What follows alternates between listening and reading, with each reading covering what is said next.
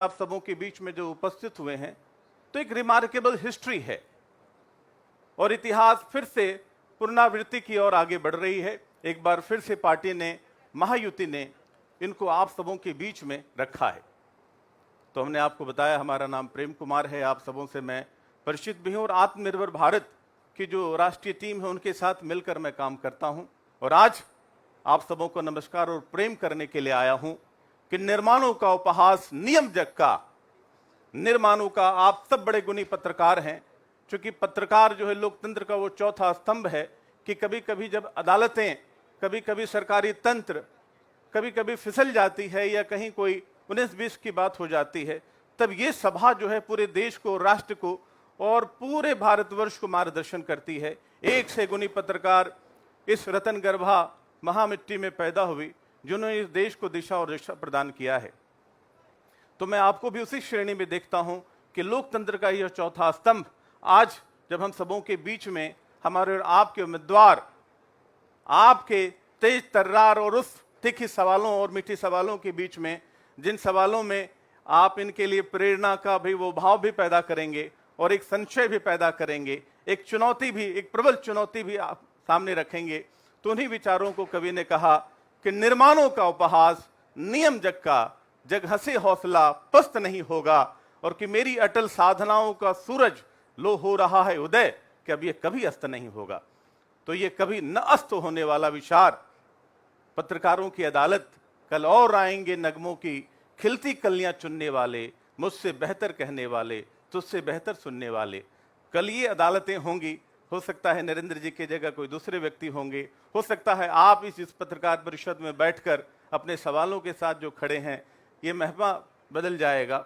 लेकिन ये सिलसिला लोकतंत्र का ऐसे चलता रह जाएगा कि हम किस प्रकार का आदर्श स्थापित करते हैं अपने समाज के लिए, अपने नौजवानों के लिए। और विशेष रूप से जब राजनीतिक महासंग्राम छिड़ा हुआ है, पूरी दुनिया महाराष्ट्र के इस चुनाव को कवर कर रही है, पूरी दुनिया इसके पीछे लगी पड़ी है कि जितना राजनीतिक उलट पुलट और जिस प्रकार से ये घमासान यहां मचा हुआ है, यकीन मानिए हम सब उस महाभारत की धरती पे नहीं थे जब कौरव और पांडवों के बीच में हुआ, लेकिन यहां हम सिर्फ एक उपमा के रूप में कौरव और पांडव को लेते हैं।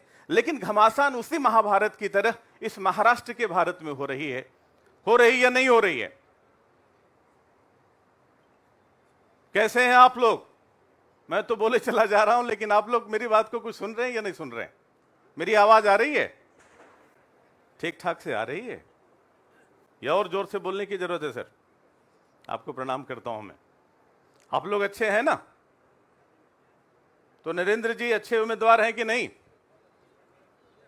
अब आपके ये प्रश्न बताएंगे और इस प्रश्न की प्रश्नावली के कड़ी से ही, एक मंथन के बाद ही पूरे देश में, पूरे महाराष्ट्र में, पूरी मुंबई में और विशेष रूप से मीरा भाईंदर की धरती पर, यहां के घर घर में एक विषय चर्चा होगी कि इस अदालत में पत्रकारगण जब बैठे हुए तो उनका प्रश्न कैसा था और उन प्रश्नों का जवाब आपके उम्मीदवार ने किस प्रकार से दिया। तो इस घमासान की इस कड़ी में हम आप सबों के बीच में नरेंद्र मेहता जी को भी बुलाने जा रहे हैं। और देखिए,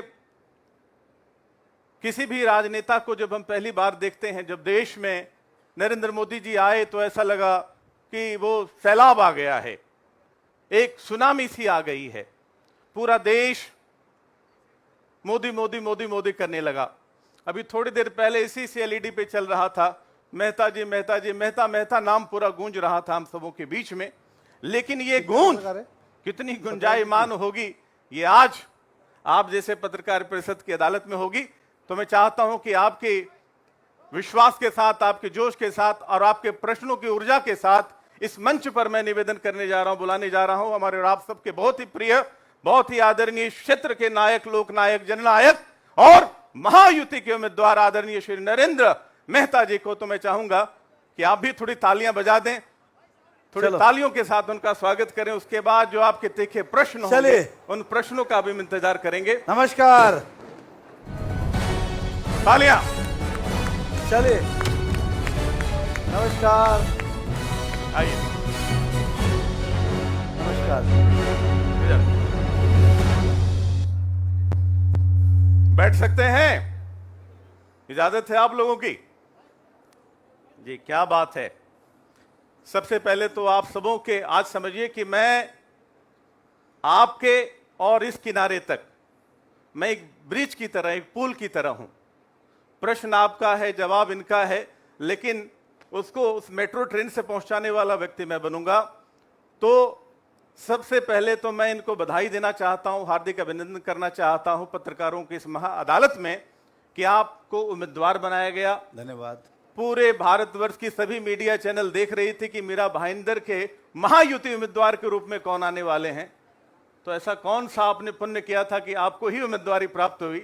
क्या रोशनी डालना चाहेंगे आप? नहीं, कोई पुण्य तो ये था कि अच्छा बुरा समय हमारे जीवन में भी आया, पार्टी में भी उतार चढ़ाव आया, सत्ता रही नहीं रही, और एक पार्टी का निष्ठावान कार्यकर्ता करके काम किया। इसलिए मुझे लगता है कि ये इसी का फल है कि पार्टी ने हमारा दामन नहीं छोड़ा, हमने पार्टी का दामन नहीं छोड़ा।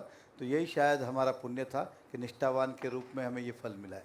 जी नरेंद्र जी, पत्रकार साथी तो आज इस अदालत में आपसे सवाल और जवाब करने के लिए उपस्थित हुए हैं, लेकिन साथियों आपके रिप्रेजेंटेशन के रूप में मैं कुछ नरेंद्र जी से सवाल पूछना चाहूँगा। नरेंद्र जी, आप इस क्षेत्र में मीरा भाईंदर में एजुकेशन के फील्ड में काम कर रहे हैं, हेल्थ केयर में आपकी इतनी बड़ी है, कंस्ट्रक्शन की दुनिया में भी आप बहुत अच्छा काम कर रहे हैं, और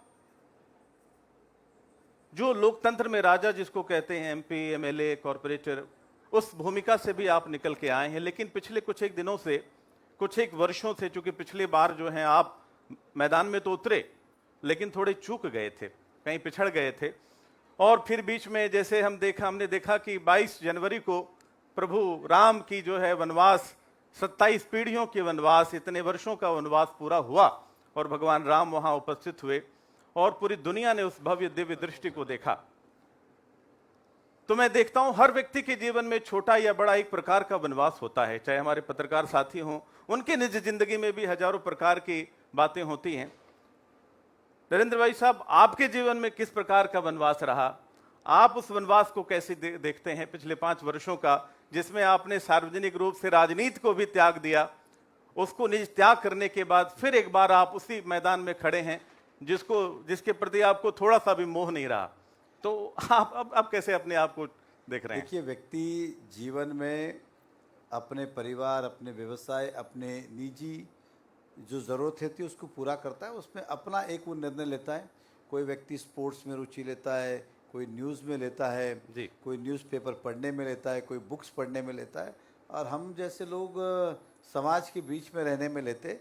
और ये वनवास इसलिए वनवास लग रहा था कि दिन रात जनता के बीच में हम रहते थे, और अचानक फिर ऐसा हुआ कि एक साथ सा छूट गया, ऐसा लगने लगा, और वो वनवास बहुत ही कठिन रहा।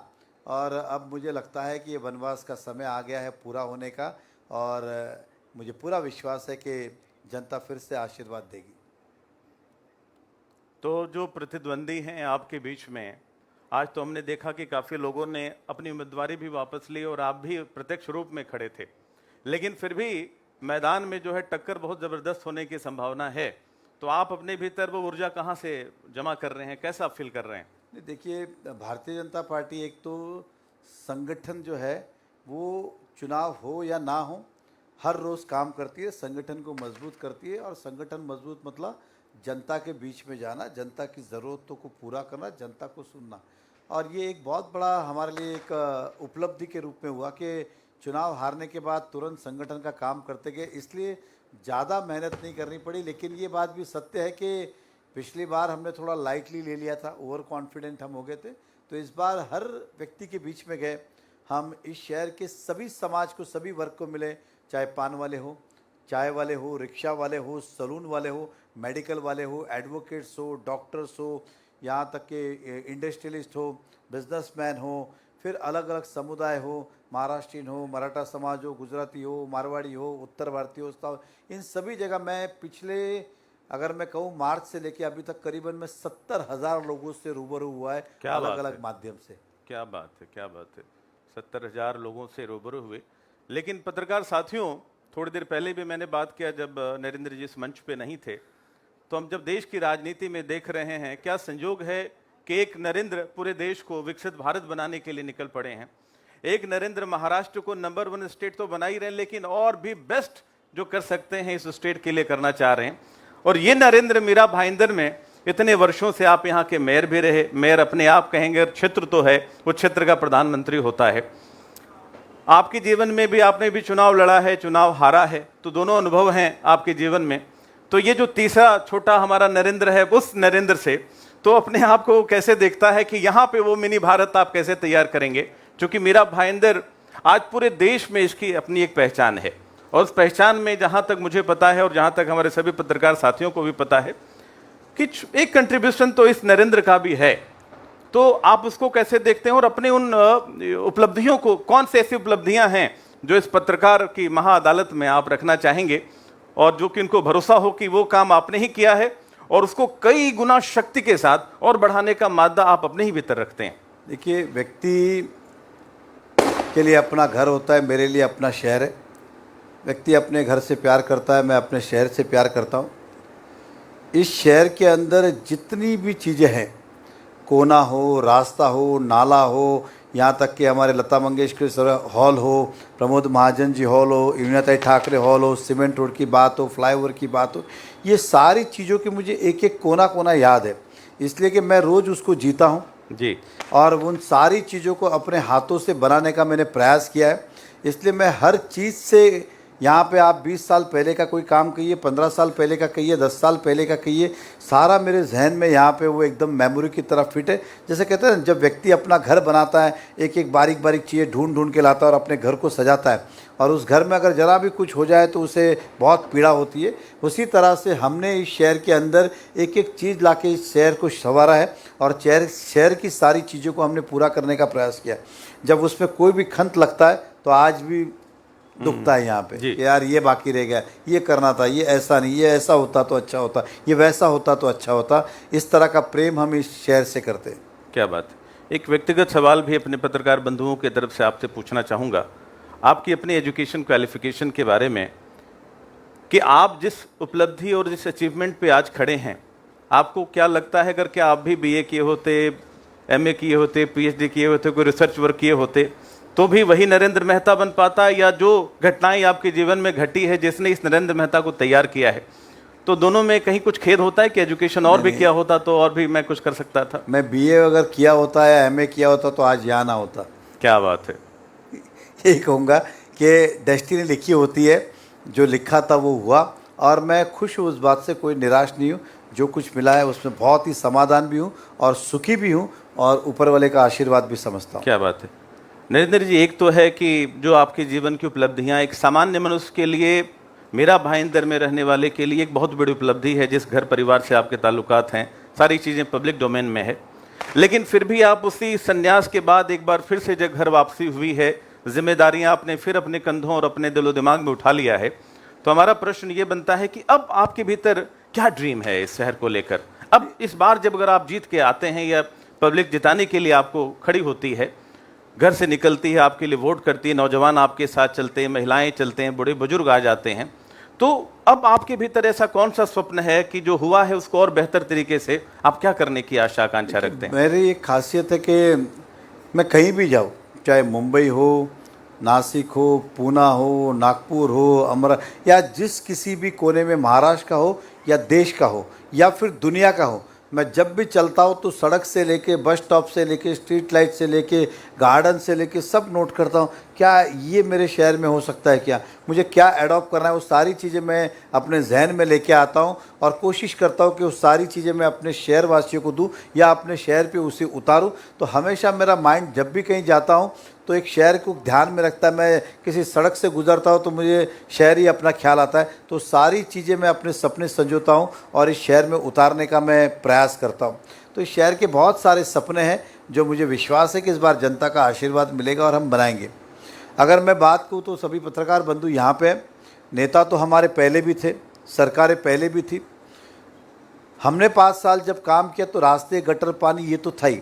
ये किसी ने नहीं सोचा था कि मीरा भाईंदर में पुलिस कमिश्नरेट हो, मीरा भाईंदर में मेट्रो आए, फ्लाईओवर आए, मीरा भाईंदर में तहसील कार्यालय आए, मीरा भाईंदर में कोर्ट आए, मीरा भाईंदर में सोसाइटी रजिस्ट्रार आए। उदाहरण दे रहा हूँ, वसई के खाड़ी के ब्रिज की बात हो, एग्जाम्पल स्वर्गीय लता मंगेशकर जी ऑडिटोरियम की बात हो, ये सारी चीज़ें हमने 5 साल में लाई। ये ज़रूरत है, हालांकि पहले भी थी, लेकिन कभी भी शहर में मैंने जितना देखा है, रोड, गटर, पानी, इसके आगे कभी किसी ने सोचा भी नहीं है, गए भी नहीं। पत्रकार विटनेस है। ये जितनी बड़ी बड़ी चीज़ें हम लेके आए, भाईंदर वेस्की में टेम्बा हॉस्पिटल की बात करूँ, जिसे पंडित भीमसेन जोशी ने रखना किया, हमने तो यहाँ तक कि वेटर्निटी हॉस्पिटल भी बनाया था, लेकिन उसके अंदर बाद में ऑफिस शुरू हो गई और बात है। तो ये सारी चीज़ें हम इस शहर में लेके आए, जो कि बहुत पहले आना चाहिए था। और लेकिन ये शायद हमारे ही नसीब में लिखा था, इसलिए हमारे होते हुए सारी चीज़ें हुई है। अभी पत्रकार बंधु से मेरी बात भी हो रही तो कह रहे थे जो पिछले 5 साल की गाड़ी जो थोड़ी धीमे चली है, अभी ये नए तेज लोकल एक नई तरीके से आगे बढ़ेगी। लेकिन इस बार जो आपकी उम्मीदवारी है, ये महायुति और महागाड़ी है। पूरा देश अब इसी को कवर कर रहा है कि महाराष्ट्र में क्या होने वाला है, और विशेष रूप से ये सीट एन मौके पे, लास्ट मोमेंट पे, जैसे आखिरी गेंद पे महेंद्र सिंह धोनी छक्का लगाते हैं, हेलीकॉप्टर सेट खेलते हैं, तो उस मौके पे आपको यहाँ उतारा गया है।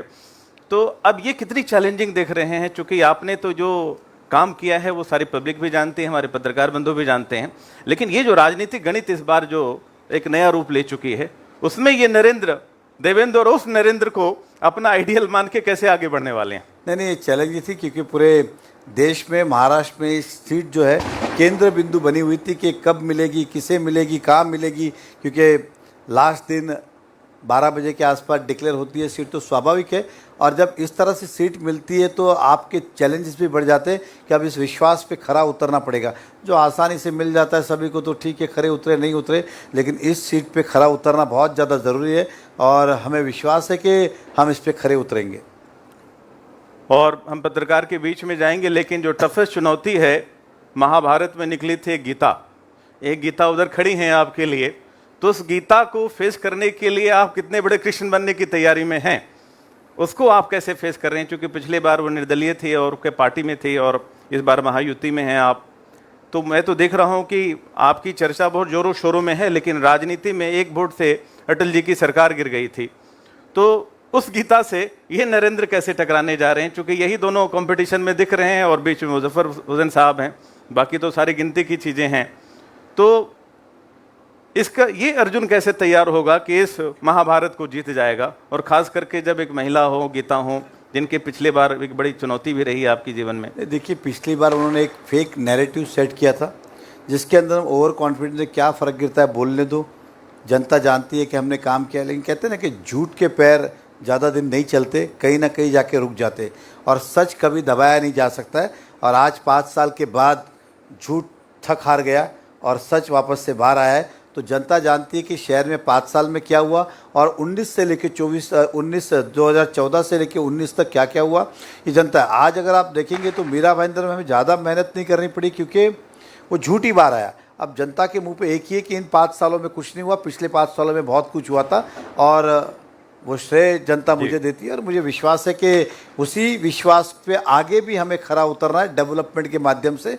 और जनता ने मान लिया कि हम नरेंद्र मेहता पे विश्वास कर सकते हैं काम के मामले में, और मुझे विश्वास है कि यही हमारा नारा है, संकल्प मीरा भाईंदर के विकास का, और विकास के नाम पे जनता फिर हमें वोट देगी। क्या बात। बस आखिरी सवाल लूँगा, उसके बाद आप अपने सवालों को अपने मन मस्तिष्क पे तैयार रखें, उस पटल को हम लोग सुनेंगे।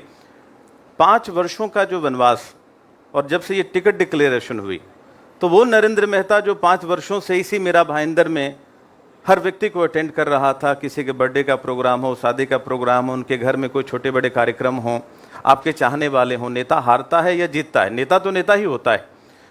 तो जब से टिकट डिक्लेयर्ड हुई कि officially now you are the contestant of Mahayuti, तो उसके बाद का नरेंद्र मेहता का जो मनोभाव, मनोवेग, चूंकि अब सुबह से कसरत कर रहे हैं, सुबह से भाग रहे हैं, देखिए अभी शाम का वक्त है, खुले आसमान के नीचे बैठकर हम लोग इस महा अदालत में बैठे हुए हैं, तो ये नरेंद्र उस नरेंद्र में जो 24 घंटे में जो बदल गया, वो क्या कैसे देखते हैं? कोई 24 घंटे में नहीं बदला। मैं कल भी वही था, आज भी। ये बात सत्य है कि पिछला चुनाव हारने के बाद, ठोकर लगने के बाद, अपने जीवन में भी बहुत सारा परिवर्तन में लेके आया हूँ, और जनता की सोच को समझने का हमने प्रयास किया है, और उसी सोच पे हम खरा उतरने का प्रयास कर रहे हैं। तो कल भी हम वही थे, आज भी वही है, और कल भी हम इससे बेहतर बनने की कोशिश करेंगे। कि कभी भी अब यह है कि सर पे नहीं चढ़ेगी बातें। और मैं जनता का दिल से आभार व्यक्त करता हूँ कि मुझे फिर से जनता ने स्वीकारा है। तो क्या अगर सरकार बनती है, जिस तरीके से महत्वपूर्ण एन मौके पे आपकी टिकट की डिक्लेरेशन हुई, अगर सरकार बनती है महायुति की, तो आप क्या देख रहे हैं, कुछ मंत्रिपरिषद भी आपको मिल सकता है? मैं इतनी दूर कभी सोचता ही नहीं।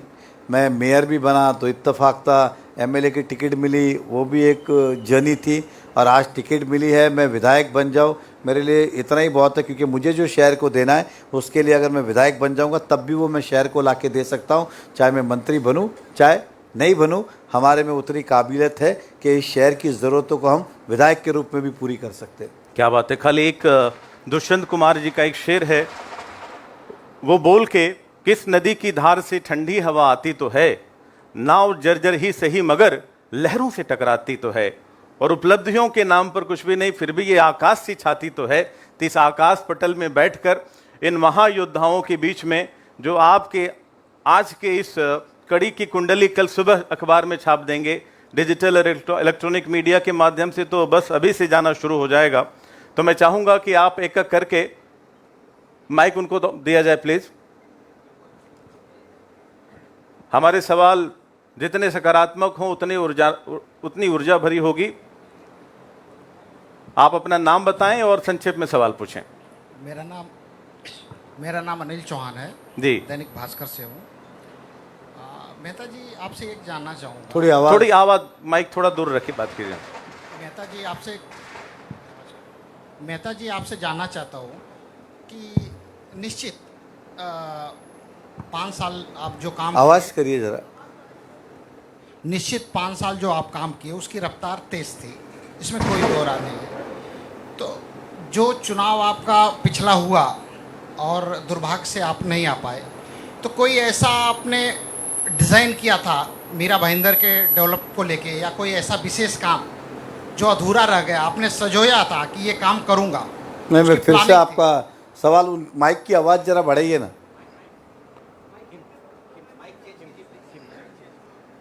क्लियर नहीं आ रहा है। और भाई साहब सवाल जितना संक्षेप रखेंगे उतना बढ़िया रहेगा। जैसे कि आपकी आवाज़ आ रही बराबर? हाँ जी आ रही, बोले। तो जैसे कि आपने पिछले 5 साल में जो काम किया, निश्चित उसकी जो विकास की रफ्तार थी तेज़ी से आपने काम किया।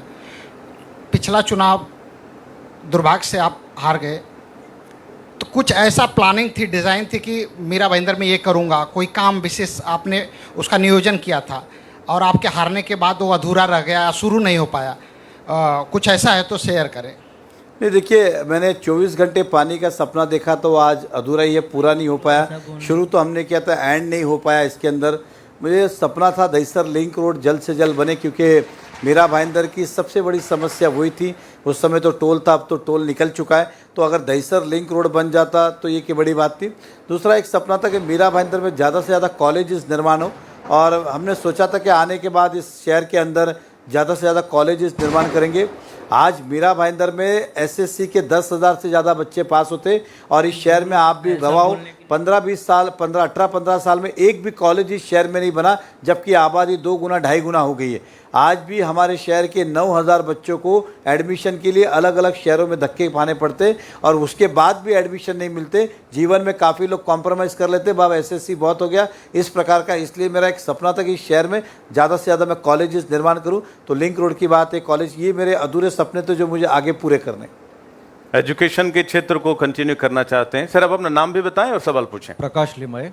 जी प्रकाश। 2019चं निवडणूक परिस्थिती तीच आहे, उमेदवार तेच आहेत, त्या उमेदवारांचे पक्ष पण तेच आहेत। जर तुम्ही जिंकता असं तुम्हाला वाटतंय तर कुठल्या मुद्द्यावर? विकासाचा मुद्द्यावर, कारण की आजही तुम्ही बघा आमची जी ओळख आहे ते डेव्हलपमेंटचीच आहे, आणि जे कामं आम्ही केलेली 30 कामं आज जनतेला दिसायला लागली, आणि जनतेने ते कंपॅरिझन केलं की पहिला काय होतं आणि आज कमी। आजही आपल्याला विचार 19 ते 24 या शहरामध्ये मला एक वास्तू दाखवा की ही वास्तू उभी राहिली, ते एकही अशी वास्तू नाही, हे जनतेने सुद्धा बघितलेलं आहे। आणि आमचं म्हणून विकासच मुद्दा, संकल्प विकास का, हाच आमचं नारा पण आम्ही दिलेला आहे। मेहता जी सवाल मेरा ये है, अभी आपने बताया कि 10वीं के बाद से बच्चों को बाहर कॉलेज के लिए जाना पड़ता है, यहाँ पर उच्च शिक्षा की व्यवस्था नहीं है।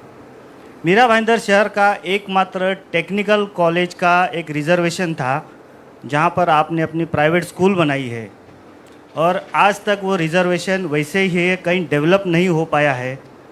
तो कहीं ना कहीं ये आपने एक अन्याय नहीं किया है शहर के बच्चों पे, क्योंकि कानून में प्रावधान है, म्यूनिसिपल कॉरपोरेशन एक्ट में भी प्रावधान है कि हर शहर में एक टेक्निकल इंस्टीट्यूट होना चाहिए। लेकिन पिछले 20 सालों से ज़्यादा आप सत्ता में रहने के बावजूद भी आपने ना तो रिजर्वेशन डेवलप किया और ना ही उसको चेंज किया, ना ही टेक्निकल कॉलेज आपने डेवलप किया। क्या कहेंगे? नहीं, देखिए आपको बता दूं कि जिस समय वो स्कूल बनाए, मीरा भाईंदर कॉस्मोपॉलिटन शहर है। हम कह सकते हैं कि आज की अगर मैं बात करूं तो 80% लोग जो नए आते हैं वो अदर स्टेट के आते हैं, वो चाहे साउथ के हो, उत्तर प्रदेश के हो, गुजरात के हो, राजस्थान के हो, हरियाणा हो, कहीं के भी हो। और यहाँ पे हमारा स्टेट बोर्ड है, गुजरात में गुजरात बोर्ड है, अलग अलग जगह अपने बोर्ड है।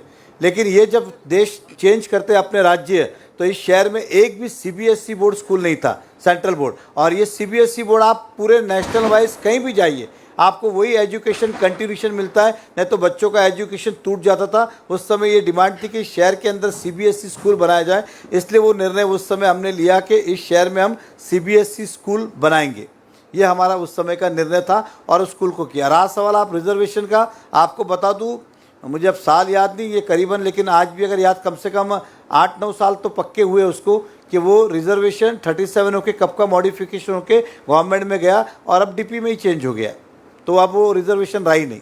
चलिए, उनके थोड़े से सवाल थे एकेडमिकली, जो इन्होंने थोड़ा सा उसमें उनके मन में जो संशय था कि कहीं वो गवर्नमेंट का काम था, आपने उसको पीछे तो नहीं किया, लेकिन एडिशनल इन्होंने एक नया विद्यालय बना के बोर्ड का ग्रेड ही बढ़ाया है, इसकी के लिए बधाई भी दी जाती। भाई साहब, अपना नाम बताएंगे आप?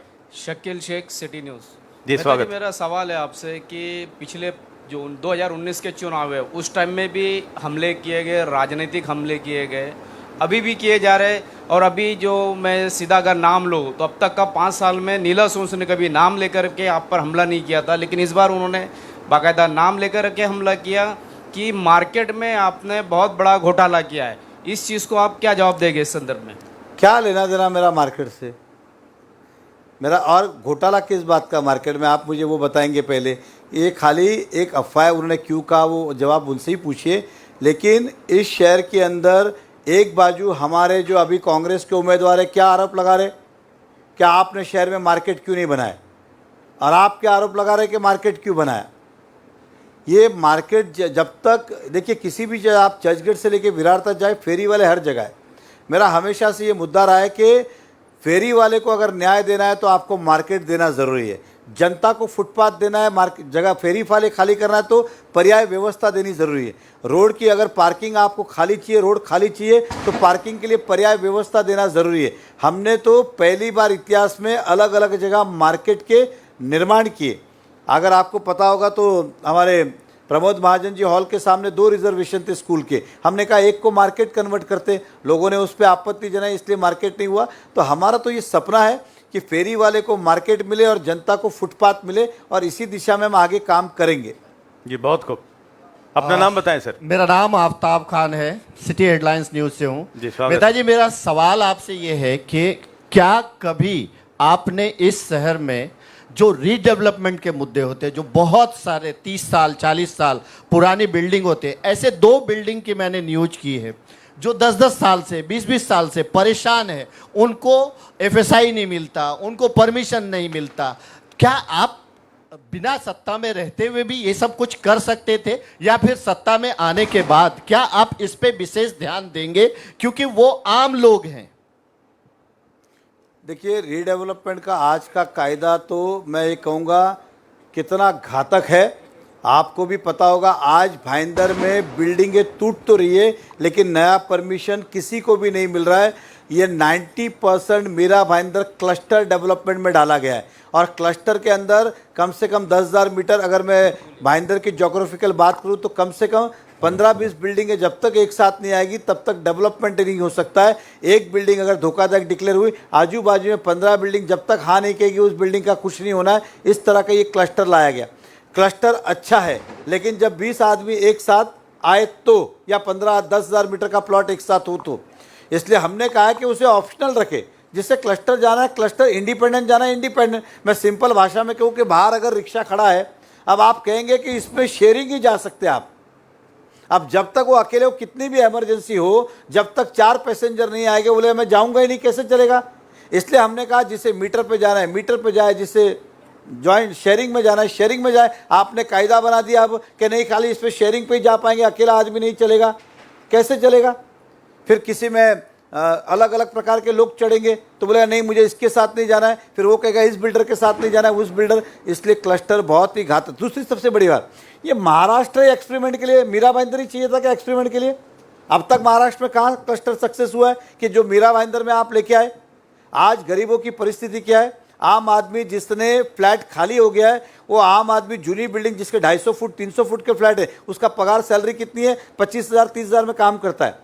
उसके अंदर घर खुद का था, दूध वाला राशन वाला, इनका पैसा जो 2-5 हज़ार बचा था, आज उसका भाड़ा ही चला जाता 15,000 रुपया 20,000 रुपया, उसके तो वो कर्ज में जा रहा है।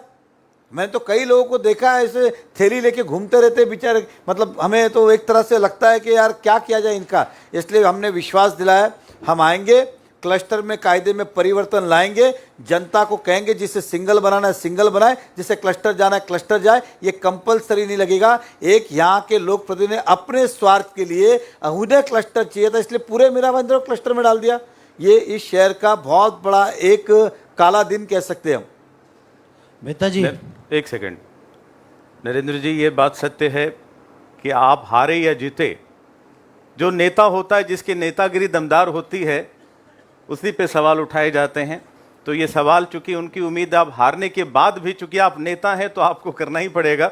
ये विश्वास मैं देख रहा हूं कि भाई ने पूछा आपसे, ये भी बड़ी बात है चूंकि आपकी छवि लोगों के भीतर में है कि आप हारे हैं या जीते हैं, आप चुन के आए या नहीं आए, लेकिन उम्मीदें लोगों की बहुत बंधी हुई है।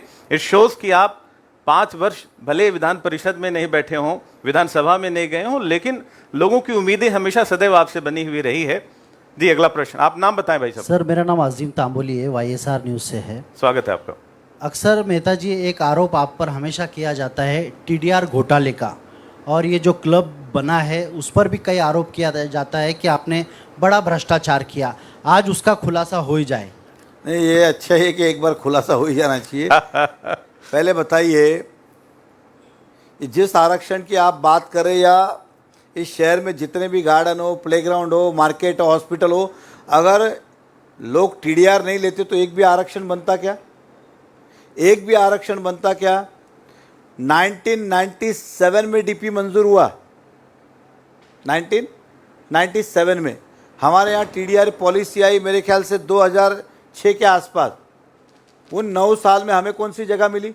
एक भी जगह नहीं मिली डेवलपमेंट करने के लिए। TDR पॉलिसी आई तो हुआ। अब हमारी जो कंपनी है उसने TDR लेना ही बंद कर दिया। देखिए, किसी भी ज़मीन को अधिग्रहण करना है, कॉरपोरेशन हो, स्टेट गवर्नमेंट हो, सेंट्रल हो, तो कायदा क्या है? या तो आप TDR लो, या जो गवर्नमेंट ने रेट नक्की किया उसके पैसे ले लो। और गवर्नमेंट ने किसी अलग अलग व्यक्ति के लिए नहीं, एक कॉमन रेट नक्की किए हुए रेडी रेकनर है, वो हिसाब से पैसे लो। जिस दिन से TDR के आरोप लगे, हमारी कंपनी को लगता है हमने तो उल्टा शहर का भला किया TDR देके, लेकिन वो आरोप इस तरह लगाए गए जैसे कि इसके अंदर हमने कंपनी का फायदा किया। हालांकि TDR का लेने के कारण कंपनी का करोड़ों रुपया नुकसान हुआ है, कोई फायदा नहीं हुआ है। अब कंपनी ने एक पॉलिसी बनाई, आप देखिए पिछले 5 साल में TDR नहीं लिया। उन्होंने बोला हमें TDR नहीं चाहिए, आपको जमीन चाहिए, अधिग्रहण करो, पैसा दो, चैप्टर क्लोज करो, और सरकारी भाव से दो, हमें ज़्यादा भी नहीं चाहिए। आज कितनी कारण से काम सब रुके हुए। अगर मीरा भाईंदर के सभी लोग ये कर दे कि हमें TDR नहीं चाहिए, मार्केट रेट दो, तो आपको बता दूं, अगर नगर पालिका कल से लाइट बिल बंद कर दे, पगार देना बंद कर दे, कि लाइट पानी का बिल भरना बंद, 1 रुपया भी खर्च नहीं करे, तब भी ये मीरा भाईंदर की सारी ज़मीन एक्वायर करने में बंद करने, मतलब एक भी खर्च नहीं करे, और जितनी आमदनी है कम से कम 20 साल लग जाएंगे उनको सारी ज़मीन एक्वायर करने के लिए। इतना पैसा कॉरपोरेशन को लगेगा। तो मैं तो जनता से कहूँगा, अगर TDR कोई लेता है तो उनका तो हाल माला दे के स्वागत करना चाहिए, धन्यवाद व्यक्त करना चाहिए कि भैया शहर के ऊपर आपने उपकार किया है। और मैं राजनीति में आऊँगा तो मैं तो उस बिल्डर का, या जो देने वाला होगा, लैंडलॉर्ड होगा, किसान होगा, उनका तो आभार ही व्यक्त करूँगा कि आपने बहुत बड़ी मेहरबानी की है, कॉरपोरेशन को TDR के बदले जगह देखिए। क्या बात है। मेहता साहब, मैं एक मिनट भाई साहब, मैं भाई साहब को भी बहुत बधाई देता हूं जो इतनी हिम्मत के साथ 7-Eleven क्लब में बैठकर नेताजी के सामने, नेताजी के परिसर में, तो आप बहुत, और भाई साहब को भी बधाई देता और हूं कि इन्होंने उसी खुलासे में क्लब की बात की, वो भी खुलासा कर देता हूँ। देखिए ऐसा है, इन्होंने खाली क्लब ही कहा, लेकिन मैं सभी खुलासे कर वो देता मैं देख लिया, सभी खुलासे आपने कर दिए। नहीं, मैं कर देता हूँ।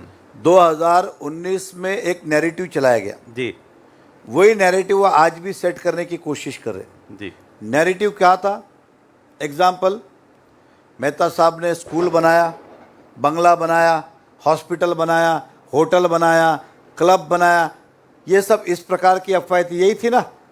लेकिन उस समय अगर व्यक्ति ने ध्यान से सोचा होता, मैं विधायक बना अक्टूबर 2014, मतलब ऑलमोस्ट हम कह सकते 2015, 2 ही महीने बाकी थे। अब मैं जिस बंगले में रहता हूँ 1999 से, जब मैं राजनीति में नहीं आया था, जी, जिस होटल की बात कर रहे हो सीएन रॉक, वो 1999 में उसका भूमि पूजन हुआ, 2005 में शुरू हुआ। क्या लेना देना उस होटल का? अभी अभी जिस स्कूल की बात की मोइन खान जी ने, वो 2007 में शुरू हुआ स्कूल, बच्चे पढ़ते हो तो गूगल पे भी अवेलेबल है, एसएससी का रिजल्ट निकला हुआ है, मैं उसे छुपा भी नहीं सकता। 2009 में स्वर्गीय गोपीनाथ मुंडे जी ने हॉस्पिटल का उद्घाटन किया था, उदाहरण दे रहा हूँ। तो क्या लेना देना मेरे विधायक बनने का, इसका लेना देना, कोई लेना देना नहीं था। अब जिस क्लब की आप बात कर रहे हो, ब्लू मून नाम का हमारा एक क्लब था, 2004 में किसी कारण बेचा। उसी समय अगर आप देखेंगे तो उसका सेल एग्रीमेंट और इसका परचेस एग्रीमेंट मुश्किल से 10 दिन का फर्क होगा, कि उसी समय जगह ली थी। मैं राजनीति में इतना व्यस्त हो गया था कि हमें कभी समय नहीं मिला है बनाने के लिए। जब कंपनी को समय मिला तो उन्होंने एक क्लब को खड़ा किया। दूसरी बात आपको बता दूं, आप सबको, मतलब जितने यहाँ बैठे, क्लब किसी कंपनी ने बनाया, लेकिन उसका फायदा इस शहर के रहने वाले हर नागरिक को हुआ है। आपको भी हुआ है, आपको भी हुआ है, आपको भी हुआ है। मैं उदाहरण के तौर पे आपको कहना चाहूँगा, 1 मिनट के लिए मान लीजिए कल इस शहर में से हम मैक्सेस मॉल निकाल देते, ठाकुर मॉल निकाल देते, भक्ति विधान निकाल देते, वोकाड हॉस्पिटल निकाल देते, तुंगा हॉस्पिटल निकाल देते, डालमिया निकाल देते, आरबीके निकाल देते, 7 स्क्वायर निकाल देते, जीसीसी क्लब निकाल देते, 7-Eleven क्लब निकाल देते, 1-2 चीजें और निकाल देते। बताओ आपके घर की कीमत घटेगी कि बढ़ेगी? मेरा सवाल का जवाब दीजिए, आप ही से पूछता हुआ। घटेगी कि बढ़ेगी? घटेगी, क्योंकि शहर में अगर ये चीजें नहीं होगी तो फिर शहर का अस्तित्व क्या? जब जब चीजें आती है, बनाता कोई और है। मैं उदाहरण को, कल आपके घर के बाजू में एक बड़ा हॉस्पिटल आ जाए, ताज होटल आ जाए, आपके आजू बाजू की घर, मैं गांव की बात करता हूं, आपके गांव में ताज होटल आ जाए, घर की कीमत बढ़ेगी कि घटेगी आपके गांव की? वो ताज होटल नुकसान में चल रहा है कि फायदे में चल रहा है उसको ही पता, लेकिन वो सबकी वैल्यूएशन बढ़ाएगा। इसलिए शहर में जब भी इमारतें बनती या कोई भी वास्तु आती है तो शहर का दर्जा बढ़ाती है, आपकी जितनी भी प्रॉपर्टी है उसकी वैल्यूएशन बढ़ाती है। जिस दिन ये क्लब बना, या सामने जितने फ्लैट है उन सब के कीमत 5-5, 10-10 लाख रुपया बढ़ गई।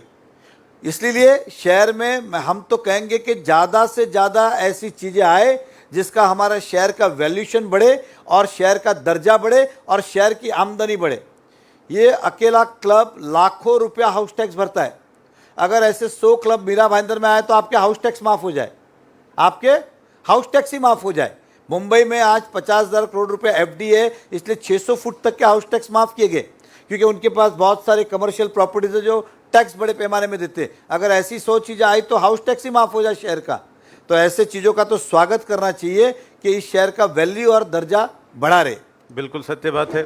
पत्रकार साथियों, एक सेकंड, मैं आपको रोक रहा हूं, तुरंत आपके सवाल को लूंगा।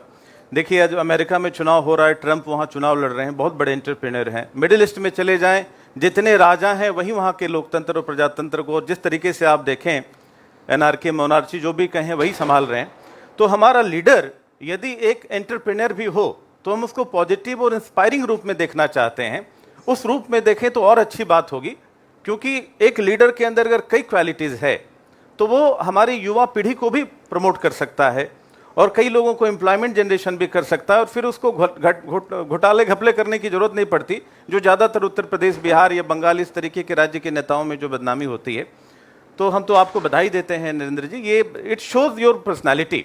चूँकि आप राजनीति में जब नहीं थे तब भी व्यवसाय करते थे और राजनीति में आए हैं, आपका अपना भी बौद्धिक विकास हुआ है, आपकी अपनी भी क्षमता बढ़ी है, तो आपने अपनी क्षमता से अपना भी विकास किया। इसको सकारात्मक दृष्टि से भी देखी जा सकती है, लेकिन ये जनता की अदालत है, ये पत्रकारों की अदालत है, सवाल तो बनेंगे ही। जी अगला सवाल।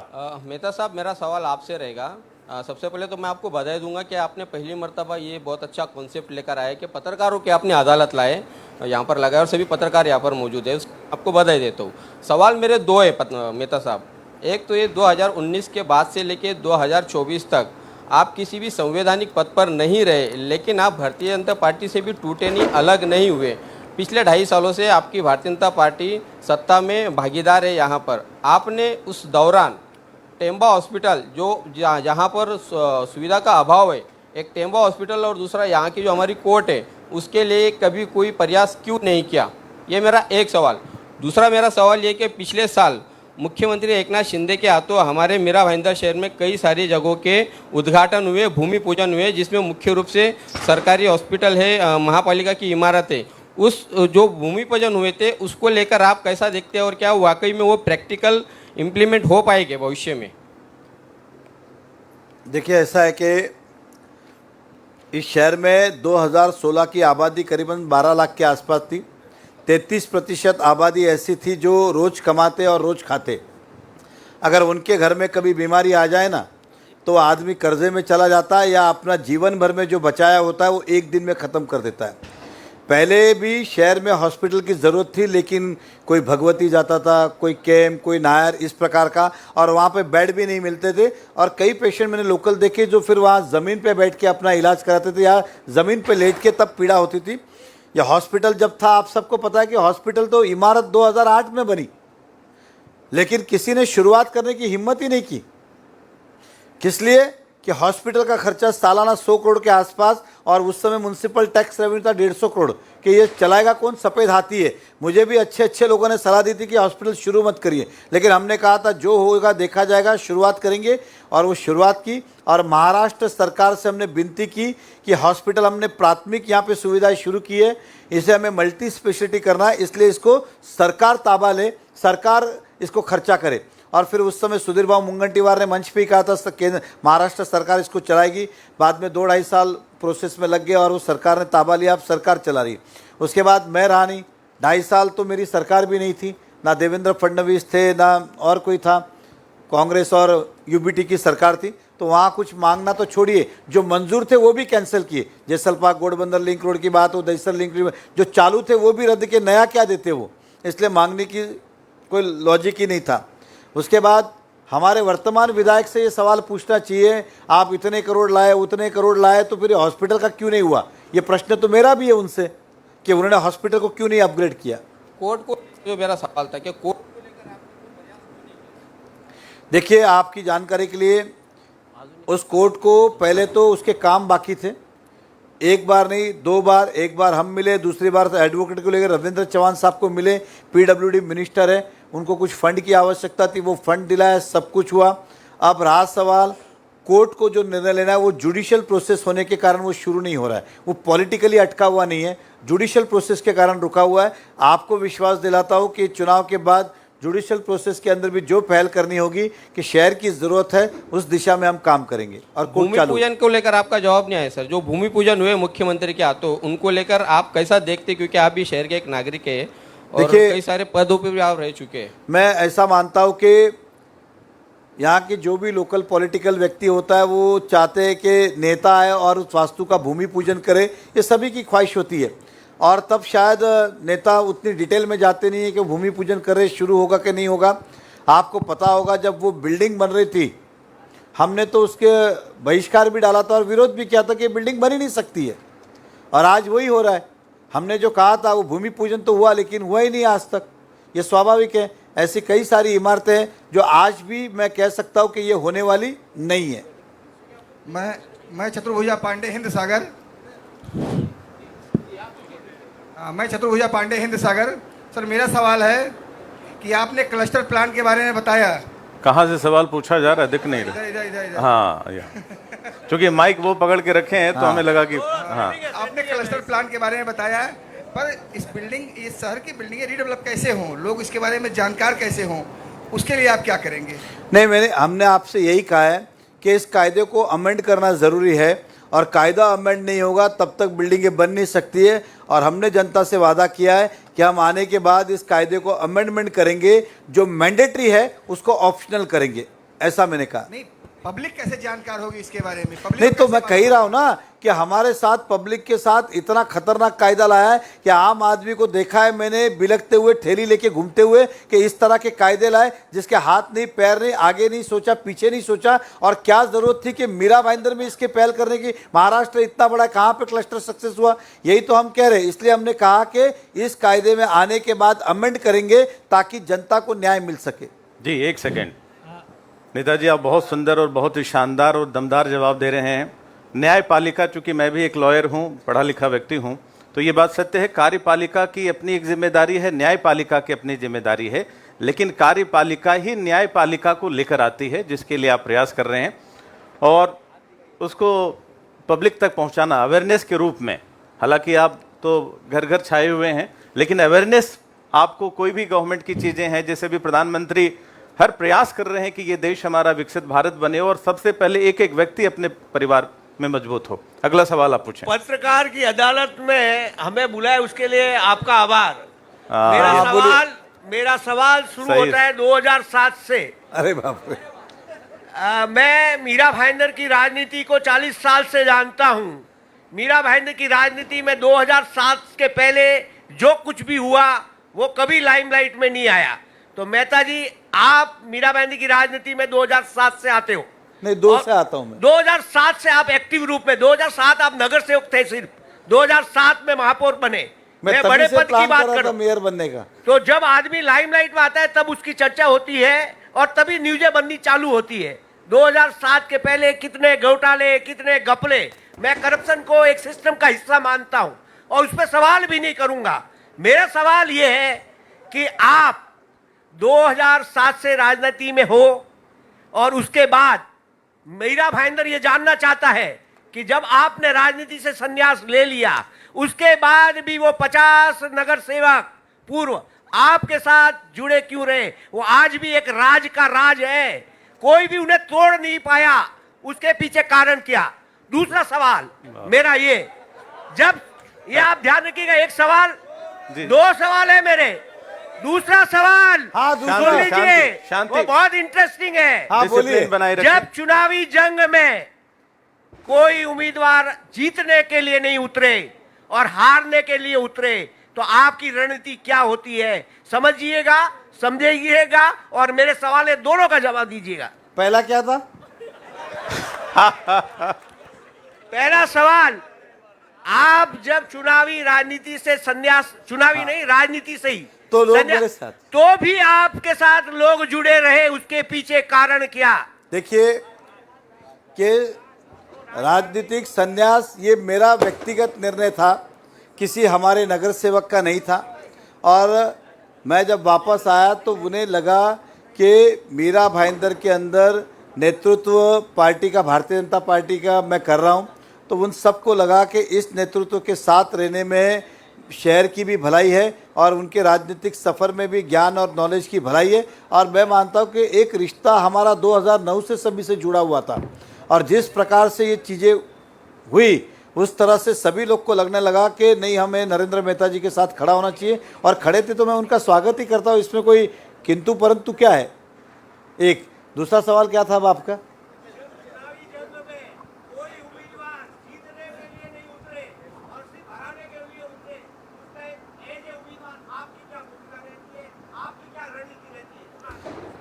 नहीं, मैं उनके बारे में सोचता ही नहीं हूँ। मेहता जी अशोक निगम महानगर जी जी, समाचार। एक सेकंड, हाँ, पहले हो गया उनका, हो गया सर। आप पत्रकार कम नेता ज्यादा लग रहे थे, आपको प्रणाम। जी, हाँ स्वागत जी, है। बोलिए निगम जी। मेहता जी, अशोक निगम महानगर समाचार। विगत दिनों हरियाणा के चुनाव हुआ, पूरी दुनिया ने कहा कि कांग्रेस जीत रही है। सारे सर्वे, सारे मीडिया सब कुछ बता रहे थे कि कांग्रेस जीत रही है, और वो लोग सीएम का पद तय कर रहे थे जी। लेकिन योगी ने पूरे हरियाणा का काया पलट कर दिया। मीरा भाईंदर में भी कुछ लोग जीत के ख्वाब में आज भी हैं, तो आपको टिकट मिला है, क्या ऐसा आप भी कोई गेम चेंजर मुद्दा लाएंगे कि सब लोग चारों खाना चित हो जाएं? ये कटेंगे तो बटेंगे वाले सवाल डायरेक्ट पूछ रहे हैं। मैंने तो गेम योगी- बहुत पहले ही प्लान कर लिया है, अब कहाँ से लाऊंगा निगम जी? वो गेम हमने बहुत पहले ही प्लान कर लिया है। सर निगम जी कुल मिला के योगी जी को बुलाना चाहते हैं, योगी जी के फैन लग हाँ, रहे हैं देखिए। आप। सर मेरा क्वेश्चन रिजर्वेशंस के रिगार्डिंग में है। जैसे कि अभी नया डीपी प्रपोज हुआ, अभी तक फाइनल नहीं हुआ है, लेकिन इस नए डीपी में जितने भी चेंजेस हुए उसमें सबसे ज़्यादा फ़ायदा नेताओं के और यहाँ के जितने भी बिल्डर्स वगैरह है उनके ही पॉजिटिवली फ़ायदे दिख रहे हैं। फॉर एग्जांपल अगर मैं आपकी बात करूँ तो आपका क्लब जो एनडी जोन में था आज वो ज़मीन आर जोन में आ गई है। सेकंड आपका जो हॉस्पिटल था 7-11 हॉस्पिटल आज फैमिली केयर हॉस्पिटल के नाम से चल रहा है, वो भी रिजर्वेशन पे था सर, लेकिन वो रिजर्वेशन ही डिलीट कर दिया, वो ज़मीन भी आर जोन में डाल दी है। थर्ड अगर मैं बात करूँ इको सेंसिटिव जोन में अगर किसी दूसरे नेता का प्रोजेक्ट आ रहा है इको सेंसिटिव जोन में, वो ज़मीन भी RR1 में जो डाल दी है। तो इसमें फ़ायदा पब्लिक का ज़्यादा हुआ है कि नेताओं का ज़्यादा हुआ है सर? नहीं, देखिए पहली बात तो ये, वो डीपी को रद्द करने के लिए हमने दिनेश जैन के नाम से हाई कोर्ट में पिटीशन फाइल किया है कि डीपी रद्द किया जाए। इससे ये तो स्वाभाविक है कि वो डीपी के अंदर हमारा कोई, तीसरी बात हम कोई सरकार में नहीं थे, मतलब सॉरी सरकार के अंदर मैं कोई विधायक नहीं था कि मैंने उसका कोई एडिशनल बेनिफिट लिया है।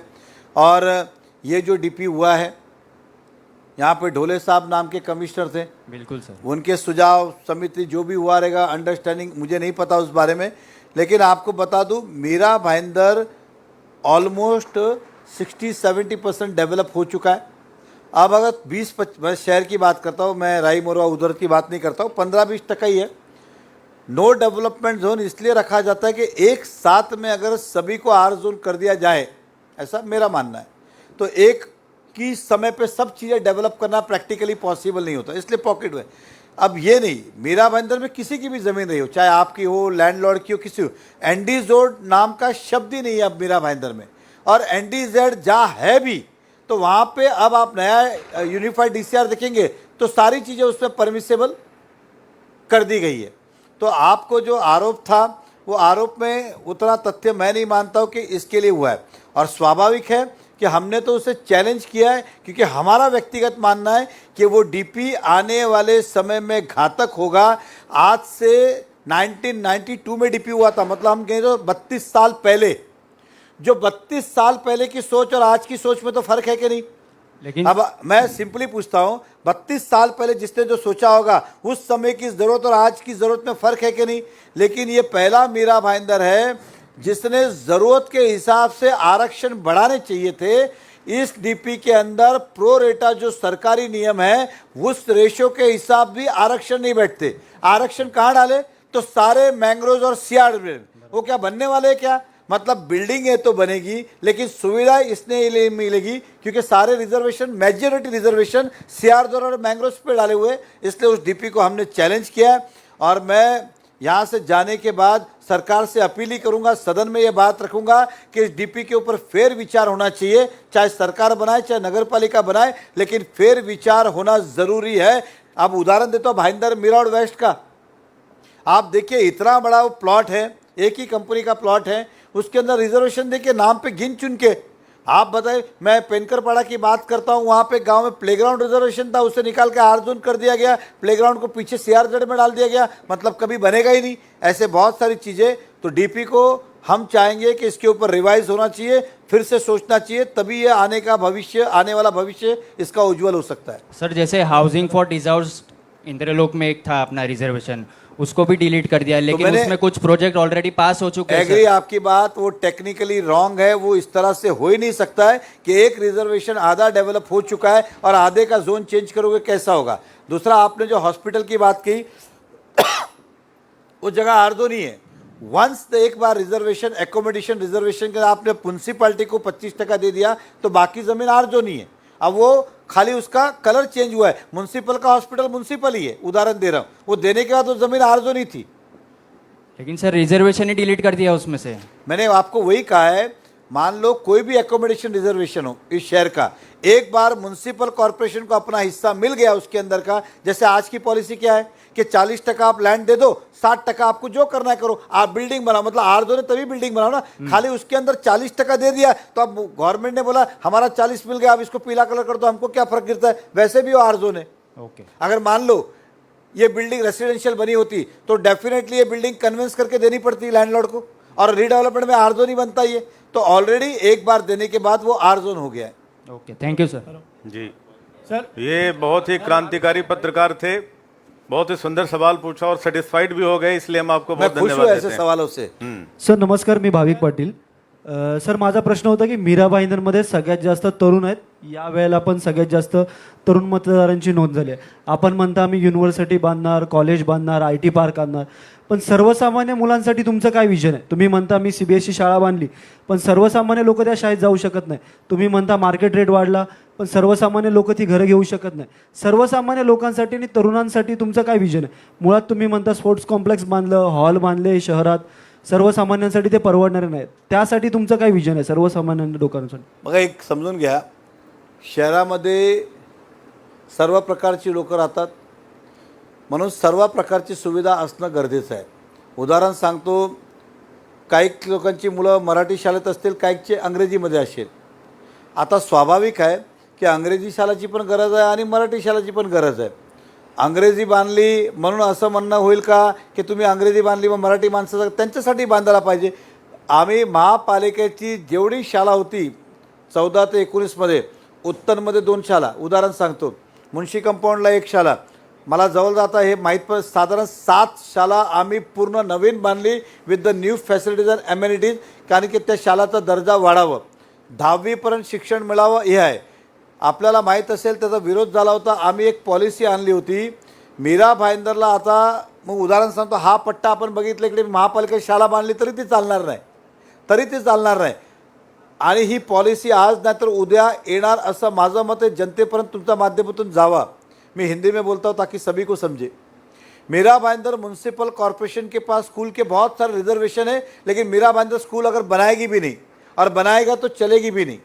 उदाहरण, इसलिए हमने कहा है कि जिन जिनको हमने लीज के ऊपर दिया है उसने हमेशा मीरा भाईंदर कॉरपोरेशन के साथ गलती किया है, वो अपनी सुविधा चलता है. आता हमने तो ये निर्णय लिया कि हम JV करें, जगह हमारी, बिल्डिंग कोई और बांधे, 50-50, मतलब एक ही स्कूल में 50% बच्चे म्यूनसिपल कॉर्पोरेशन के आएंगे और 50% जो बिल्डिंग बांधेगा उसके होंगे. असं JV डॉक्यूमेंट करायला पाहिजे, तो उससे दोनों तरह के, और उसी स्कूल में जहाँ आपका मेरा बच्चा पढ़ रहा है उसी शहर का दूसरा बच्चा भी उसी स्कूल में पढ़ेगा, एक ही प्रकार का एजुकेशन क्वालिटी मिलेगी. ये हमारे उसके पीछे की सोच है जो आने वाले समय में हम लाएंगे. अब एडमिशन कैसे देना, तो उसकी भी पॉलिसी हमने फ्रेम की थी कि जितने भी एडमिशन 1 तारीख के पहले आएंगे, बिलो पॉवर्टी लाइन के जो नीचे रहेंगे उनको पहले दिया जाएगा, और लकी ड्रॉ करायचं, ज्याचं नाव निघेल, समजा एखादा 50 ॲडमिशन अवेलेबल आहे तर ज्याचं नाव निघेल त्या 50 मुलांना तिकडे शिकवायचं, एकाच दर्जाचं भेटेल. हे आमचं स्वप्न या शहरांचं एज्युकेशनसाठी आहे. आता मी सांगितलं IT पार्क, कॉर्पोरेट, हे जे काय आज जेवढी काय तरुण मंडळी आहेत ते 95% ऑल आर एज्युकेटेड. एक्झाम्पल कमी जास्त होऊ शकतात, परंतु ह्या शहरामध्ये त्यांना रोजगार कुठे, जॉब कुठे, म्हणून ते IT पार्क असेल की एखादा कॉर्पोरेट असेल किंवा उद्योग असेल तर नोकऱ्या निर्माण होतील आणि व्यापारी निर्माण होतील. म्हणून हे तरुणांसाठी आता 60-70 वर्षाचा माणूस काही जॉब शोधायला जात नाही. ही जी येणारी तरुण पिढी आहे जे मुंबईला जाते त्यांना मीरा भाईंदरला जॉब मिळावा, हे आमचं स्वप्न तरुणांसाठी आहे. सर तुमच्यावरती आरोप होतोय विरोधांकडून की तुम्ही 250 कोटी रुपये खर्च करून तिकीट विकत घेतलं, त्या संदर्भात तुमचं काय मत आहे? बघा, ज्याला हात पाय नाही त्याला उत्तरच काय देऊ. मग एक मला सांगा, त्यांनी किती ऑफर केले होते की आम्हाला 250ला दिलं? त्यांनी किती ऑफर केली होती की 250ला गेला? तुमचं असं म्हणा, साहेब मी पॅन्ट घ्यायला गेलो मला 150ला दिलं नाही, तुम्ही 200ला घेतलं म्हणून तुम्हाला दिलं. बघा, फालतू आरोप आहे. ते महापौरी होते त्यावेळी कितीला मग तिकीट घेतलं? भारतीय जनता पक्ष कधी ह्या पैशाचा भानगडीत पडत नाही. आणि आजच्या तारखेला असं माझं मत आहे, मेजॉरिटी कुठलाही पक्ष असू द्या त्यांना विनिंग कॅन्डिडेट पाहिजे, हेच मॅरिट आहे आजच्या तारखेला. जो निवडून येऊ शकतो त्याला तिकीट द्यायला पाहिजे, हे सर्व पक्ष बघतात. इतर मी तर कधी जाणार नाही, पण दुसऱ्या पक्षात गेलो असतं तर मला तिकीट दिलं असतं की नाही दिलं असतं? मला 4 पक्षांनी बोलवलं, उदाहरण सांगतो, पण आम्ही घेतलं का? ते काय पैसे थोडी देत होते किंवा घेत होते.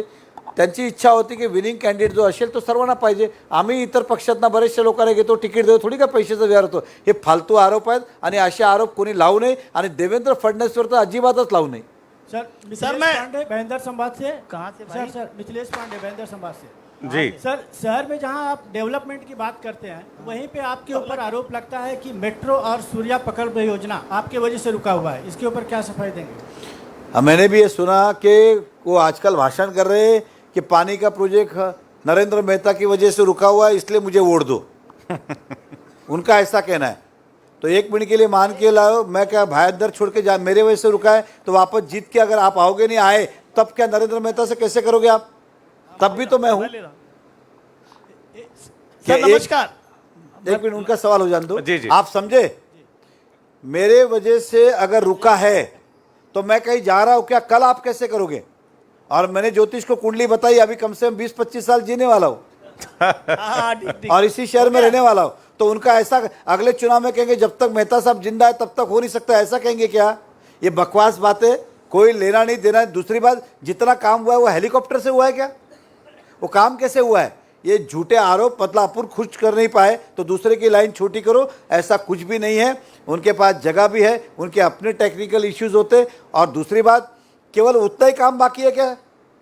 उतना ही काम बाकी है क्या सूर्या प्रकल्प का? बहुत सारे पाइपलाइन बाकी है, अंडर सी का पाइपलाइन बाकी है, वो किसने रुका है? अंडर सी का पाइपिंग बाकी है, वो किसने रुका है? फिर बहुत सारा कनेक्टिविटी बाकी है. मैं जनता से कहना चाहूंगा, ऐसे विश्वास ना करे, ये खुद कुछ नहीं करते इसलिए दूसरे पे डाल दो. इस चुनाव में आप अपने अंदर क्या बदलाव लाना चाहेंगे? इस चुनाव में आप अपने अंदर क्या बदलाव लाना चाहेंगे? देखिए, बदलाव का ऐसा है कि जो चुनाव हारने के बाद मेरे दोस्तों ने, मित्रों ने, जनता ने जो सुझाव दिए उसके ऊपर इम्प्लीमेंट कर रहा हूं और वैसा अपने आप बदलाव करने की कोशिश करता हूं. अगर आप कहेंगे सर आपको ऐसा नहीं वैसा करना चाहिए, मैं कोशिश करता हूं मैं वैसा करूं. इस तरह धीरे धीरे बदलाव आए. सर नमस्कार, मैं अमित तिवारी, नवभारत टाइम से. सर, बाबा साहब अम्बेडकर ने एक बात कही थी कि शिक्षा शेरनी का दूध है. किसने कहा था? बाबा साहब अम्बेडकर ने. हाँ. कि शिक्षा शेरनी का दूध है, जो पिएगा वो दहाड़ेगा. सर, मैं देखता हूं कि चुनाव में शिक्षा जो है ना बहुत बड़ा मुद्दा नहीं बनता है. मैं मीरा भाईंदर की बात करूं सर, 36 विद्यालय मीरा भाईंदर मनपा चलाती है, लेकिन उसमें केवल 9000 बच्चे पढ़ते हैं. अगर उसका कारण मैं ढूंढूं तो वो एजुकेशन क्वालिटी, मतलब वहाँ शायद वही लोग एडमिशन लेते हैं जो बाकी जगह अफोर्ड नहीं कर पाते मजबूरी में. तो मेरा प्रश्न आपसे ये होगा कि इस चुनाव में आप शिक्षा की गुणवत्ता, शिक्षा नहीं सर, स्कूल की बिल्डिंगें तो बनी जाएंगी, शिक्षा की गुणवत्ता में सुधार के लिए क्या करें? क्योंकि शिक्षा विदाउट गुणवत्ता उसका कोई अर्थ नहीं है सर. देखिए, क्वालिटी एजुकेशन, अभी मैंने जो कहा 2 मिनट पहले कि मीरा भाईंदर कॉरपोरेशन की स्कूल के अंदर हम उतना दर्जा नहीं बढ़ा पाए जितना हम सोचते हैं. इसके लिए हमने कहा था कि अब हम प्राइवेट लोगों के साथ जेवी करेंगे, ताकि जो एक हम कह सकते हैं आपके और मेरे बच्चों को जो एजुकेशन मिलता है वही एक सामान्य परिवार के बच्चों को भी एजुकेशन मिले, ताकि शिक्षा की गुणवत्ता के अंदर सुधार हो. दूसरा, अगर मैं व्यक्तिगत है कोई से अन्यता ना ले, अगर मेरा बच्चा तो कल ही सारे कॉरपोरेशन के स्कूलें बंद कर दूं और सभी को कहूँ कि इनको आप पैसा दीजिए, चेक दीजिए, जो स्कूल इनको पसंद है मीरा भाईंदर की, चाहे इंग्लिश हो, महाराष्ट्रीयन हो, उस स्कूल में जाए, fees Mira Bhayandar municipal corporation भरे. उसका रीज़न ये कि आज अगर मैं देखता हूँ तो नॉर्मल स्कूल की जो फीस है वो 25,000 और 35,000 40,000 के आसपास होगी, लेकिन मीरा भाईंदर के हर बच्चे की स्कूल के एक्सपेंस जो है वो अगर मैं मेंटेनेंस कॉस्ट के साथ लेता हूं तो वो करीबन 50,000 से ज़्यादा जाती है. मोर देन 50,000 रुपीज़ वो हमारी एक बच्चे के पीछे कॉस्टिंग आती है. तो इससे अच्छा तो हम उसको 40,000 रुपये का चेक दे देवे, भैया जहाँ पढ़ना है अपनी सुविधा, अपने घर के बाजू में जो ठीक लगता है वो स्कूल में पढ़े. ये हमारी सोच है, लेकिन राजनीतिक क्षेत्र में, लोकतांत्रिक देश में इस तरह से हो नहीं सकता है, इसलिए शायद उस पर पहल नहीं हुई. मेहता जी नमस्कार, मैं विजय, मनोदय न्यूज़पेपर. शहर में आज भी लोगों के अंदर कमल यानी वो आंख बंद करके वोट करते हैं, लेकिन नरेंद्र मेहता यानी भ्रष्टाचारी, कमीशन खोरी, ये आज भी चर्चा है. तो इस पे आप किस तरह से इस बात को मिटाना चाहेंगे? मगर क्या है कि आरोप को प्रमाण पत्र लगता नहीं है. आरोप को प्रमाण पत्र लगता है क्या? नहीं लगता है. उदाहरण के तौर पे अगर मैं कहूँगा जितने आरोप लगे एग्जाम्पल, तो 5 साल आपकी सरकार थी ना, कभी तो आके बोलते कि इसके अंदर भ्रष्टाचार हुआ, या म्युनिसिपल से वो फाइल निकालते या गवर्नमेंट से वो फाइल निकालते। आपने किसी को भी हाथ क्यों नहीं लगाया? फिर आपने फिर भी किसी को भी हाथ क्यों नहीं लगाया? जी मेहता जी नमस्कार। नमस्कार जी नमस्कार, मैं पत्रकार विजय गिरी बोल रहा हूँ। जी बिल्कुल, बहुत ऊंचाई पे बैठे हैं साहब आप, सवाल भी आपका बहुत ऊंचा होगा। महायुति और महाविकास आघाड़ी में एक ही मानसिकता विचारधारा चल रहा है कि अंधेरे को मिटाएंगे, उजाला हम लाएंगे, जीत को जीत लेंगे, अब न धोखा खाएंगे। तो इस दौरान नेताओं का षड्यंत्र, जनता के अंदर भरी हुई विपरीत मानसिकताओं का मुकाबला करते हुए आप अपने आप को पारदर्शी ढंग से कैसे रख पाओगे?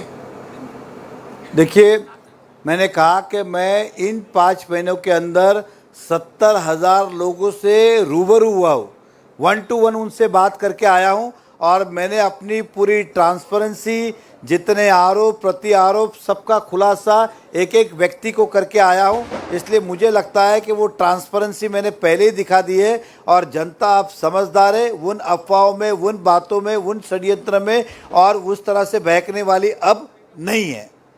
जी बिल्कुल। अब नमस्कार बंधु नमस्कार, आपके प्रश्न हो चुके हैं। एक आखिरी प्रश्न पूछ रहा हूँ। नहीं, आखिरी प्रश्न जो है, अब आप नहीं, हमारी बहुत सारी बहनें बैठी हुई हैं, मैं चाहूंगा कि वो भी अपना प्रश्न कर लें। लोग नेताजी के सामने जो खड़े हैं, उसमें एक उम्मीदवार ने मुझे कहा 25 लाख रुपया मुझे दिया, रिकॉर्डिंग है मेरे पास, नेताजी को हराने के लिए।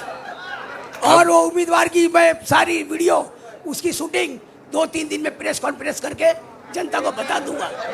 ये इस प्रकार के सवाल का कोई तुक नहीं होता। विरोधियों ने हराने के लिए इनके नहीं, ये चलो ठीक है ना, किसने क्या दिया, किसने क्या लिया? वाजपेयी जी, महिलाओं को 50% आरक्षण है। हाँ, एक सवाल हमारी बहन।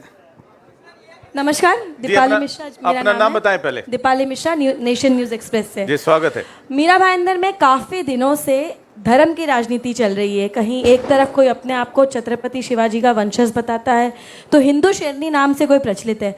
मेहता जी, आप इस वोट बैंक को किस तरीके से धर्म की राजनीति से जोड़ेंगे?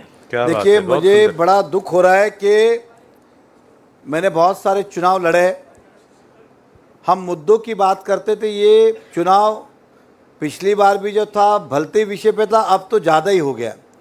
मैं उदाहरण के तौर पे कहूँ कि वो विकास की बात तो आजकल कोई करता ही नहीं है, डेवलपमेंट की बात तो करता ही नहीं है। धर्म के आधार पे अगर मैं हमारे कांग्रेस के कैंडिडेट की बात करूं, तो आजकल वो मंदिरों में जा रहे, शिव जी का अभिषेक कर रहे, गणेश उत्सव में बड़े बड़े होर्डिंग लगा रहे, हर महीने में डोनेशन कर रहे, नवरात्र में कर रहे, और क्या बोलते हैं, गाय को घास खिला रहे, सब खिला रहे, सब कुछ कर रहे। अच्छी बात है, उसका कोई मैं अनादर नहीं करता हूँ। लेकिन खाली ये चुनाव के समय आप अपने वोट बैंक के लिए हिंदुओं के भावनाओं से खेल रहे हो, आप धर्म का उपयोग कर रहे हो। ये मेरा स्पष्ट आरोप ही है एक प्रकार का कि आप राजनीति, अपनी राजनीति के लिए बार बार धर्म को लेके आ रहे हो। अगर वाकई में आप इतने ही धर्मिष्ठ हो, मैंने देखा कुछ दिन पहले नया नगर में भगवा लेके घूम रहे थे। अगर इतना ही प्यार है तो अपने घर पे भगवा लहरा दो ना, अपने घर पे ही भगवा लहरा दो। और मैं दूसरा पूछना चाहता हूँ, सारे अभिषेक वो रास्ते के उस तरफ ही होते, इस तरफ भगवान नहीं विराजते क्या? 146 में इधर आपकी कोई आस्था और श्रद्धा नहीं है क्या? इस क्षेत्र के अंदर भी अच्छे अच्छे मंदिर है, गौशाला है, यहाँ तो कभी आप आते नहीं हो, खाली उधर ही कर रहे हो। तो ये गलत है कि धर्म का उपयोग करना अपने वोट बैंक के लिए। आज के पहले तो आपने कभी नहीं किया। गणपति जी इसी साल आए थे क्या? इतने सालों से नहीं आ रहे क्या? आप देख लीजिए, आप भी यहाँ, मैं भी यहाँ। चुनाव गए, भगवान नीचे उतार देंगे, ये मंदिर से बैनर निकाल देंगे, सब इसी तरह से होने वाला। जनता से कहूँगा सावधान रहे ऐसे लोगों से। मेहता जी, मैं अमर झा सामना से। अब तो आखिरी प्रश्न था। एक मिनट सर, एक लास्ट क्वेश्चन। एक और एक खाली महिलाएं को दे दो, फिर समापन करते। आपके 1 महीना या 2 महीना पहले ही यहाँ पे भवन की राजनीति जोरों पे हुई थी, उसमें हवाई भवन बहुत बनी, बहुत भवन हवा में बन गए। आपने भी बीच में 1 महीना पहले आप भी कहीं एक मीटिंग में थे जो भवन, उत्तर भारतीय भवन के लिए कहीं चर्चा में थे। वो खबर भी मैंने उत्तर भारतीय भवन लॉलीपॉप लिखा था। तो अभी क्या आपके दिमाग में कोई है कि उत्तर भारतीय भवन आप बनाएंगे, या बनाएंगे तो उसका भूमि पूजन 5 साल बाद करेंगे? देखिए, पहली बात ऐसा है, हमने कभी भी जाहिर रूप से ये नहीं कहा, हम करके दिखाने वाले। ये जो भवन की जो आप बात कर रहे हो, वो व्यक्तिगत 10 लोग मिलके बना रहे, अपने पैसे से बना रहे। अब वो जनता के सामने बाद में जाएंगे नहीं जाएंगे, वो संस्था का विषय। ये किसी कोई राजनीतिक मुद्दा नहीं है, उसमें से किसी को ना चुनाव लड़ना है, ना किसी को लॉलीपॉप देने की ज़रूरत है। वो आस्था और श्रद्धा का विषय कि जिस समाज के जो बड़े बड़े उद्योगपति हैं, समाज में जो एक स्थान रखते, उनकी सोच है कि उत्तर भारतीय भवन बनना चाहिए। इसलिए उन्होंने एक कमेटी गठित की है और सभी सक्षम लोग हैं। वो कोई ऐसा झूठ बोलने वाला या बातें फैलाने वाला ऐसा नहीं है। मीरा भाईंदर में जगह देखी जा रही है और आपको विश्वास दिलाता हूँ कि वो लोग जो है ये भवन बना के रहेंगे। और मैं तो खाली उसमें निमित्त हूँ, मैं उस समिति का सदस्य भी नहीं हूँ। मेरा काम था कि जो बड़े बड़े उद्योगपति थे उनको लाके एक टेबल पे बिठाया और कहा कि इस तरह से आपका प्रश्न छूट सकता है। आप राई मोरवा मुर्दा में अच्छी जगह देख सकते हैं, घोड़बंदर साइड में जगह देख सकते हैं, जगह ढूंढ रहे वो। अब ये समाज का विषय, इसका राजनीतिक या राजनीतिक व्यक्ति से कोई लेना देना नहीं। और मेरा तो वैसे भी नहीं है, मैंने तो खाली एक मीडिएटर का रोल किया था 10 लोगों को मिलाने का। और जिन्होंने जो वादे किए थे वो भवन कब बनेगा, क्या बनेगा, ये वही बताएंगे। नमस्कार, अनिल खेडेकर, प्रहार. तुम्ही 5 वर्ष जेव्हा आमदार होतात तेव्हा या शहरामध्ये पोलीस आयुक्तालय, तहसीलदार कार्यालय, रजिस्ट्रेशन ऑफिस वगैरे आणलं. आणि आता पुढे 5 वर्षामध्ये तुम्ही कॉलेजवर जास्त भर देणार आहात, कॉलेजेस या शहरासाठी आणणार आहेत. मग त्याचप्रमाणे कॉलेज युनिव्हर्सिटीसुद्धा या शहरासाठी उपलब्ध करून देणार आहात का? एग्जैक्टली मी 100% बघा, मैडम, इसके बाद आप, उसके बाद तुम्हाला हम मी closing की ओर जाएंगे. एक शेवटचा त्या महिना एक मिनट नहीं, अभी मेरी बात सुनिए, माफ कीजिएगा, एक सेकंड आचार संहिता, एक सेकंड। यूनिवर्सिटी बनाना इस शहर की ज़रूरत है और यूनिवर्सिटी कोई व्यापार दृष्टिकोण से नहीं है, एक आस्था है, एक श्रद्धा है शहर के प्रति, और हम बनाएंगे, ऐसा आपको मैं विश्वास दिलाता हूँ। नेताजी, लास्ट सवाल, अरुण उपाध्याय, प्रातःकाल।